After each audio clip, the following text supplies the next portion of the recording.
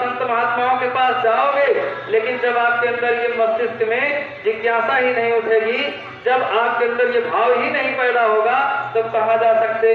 देखिए संसार में लोग कितना, आप महात्माओं के पास जाने में लोग कहते हैं समय व्यर्थ गंवाना, क्यों इतना हम समय बर्बाद करें, इतने में हम कितना पैसा कमा सकते हैं। देखिए अगर समय नहीं गंवाओगे, समय नहीं दोगे, तो आप ज्ञान से और रहस्य से और ये मानव मिस्ट्री जो है, ये रहस्यमयी घटना, इस मानव शरीर में जो खासियत है, इससे आप वंचित रह के इस मानव शरीर को छोड़कर इस संसार से चले जाओगे। देखिए हम अपने जीवन में कितना समय तमाम कार्यों में दे देते हैं। बताओ मूवी देखते हैं 3-3 घंटे की, और उसमें क्या सीख जाते हैं। कोई मदारी आ गया खेल दिखाने वाला और डम डम किया, और देखो घर से दौड़े चले आते हैं, लड़के भी दौड़े और बूढ़े भी दौड़े, महिलाएं भी दौड़ी, और खटाखट करके दौड़ करके आते हैं और उसके लीलाओं को देखते हैं। बताओ उसमें कितना बड़ा जानकारी मिलता है, केवल मन का मनोरंजन मिलता है। बताओ जब ऐसी ऐसी चीजों के लिए हमको समय मिल जाता है, तो हमको अपने जीवन में इन सारी बातों के लिए भी, ये जो हमारे जीवात्मा के कल्याण की बातें हैं, जो महापुरुष आकर के हमको समझाते हैं, इसके लिए भी समय निकालना चाहिए।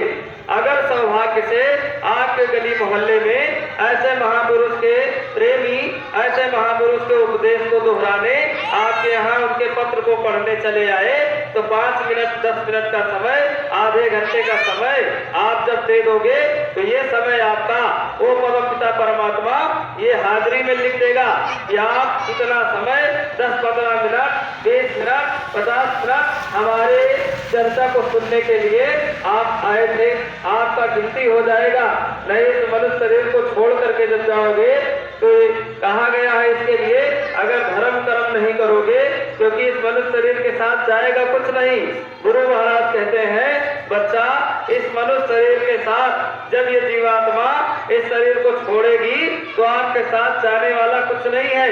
सुई के नोक की बराबर आपके साथ कुछ नहीं जाएगा। फिर आप क्या करोगे उस समय जब आप यमराज की अदालत में पहुंचोगे? कहा गया है रेमन मुसाफिर निकलना पड़ेगा, काया कुटी खाली करना पड़ेगा, भाड़े के क्वार्टर को तू क्या संभाले, जिस दिन तुझे घर का मालिक निकाले, होकर के कैद तुझे जाना पड़ेगा, काया कुटी खाली करना पड़ेगा। पूछेगा हाकिम तो तुम क्या कहोगे? तो आपसे जब ये आपकी शरीर छूट जाएगी, और गुरु महाराज ने कहा ये मनुष्य शरीर जो आपको प्राप्त है, ये भाड़े का क्वार्टर है, किराए का मकान है, इस कड़वे सत्य को आपको स्वीकार करना ही पड़ेगा।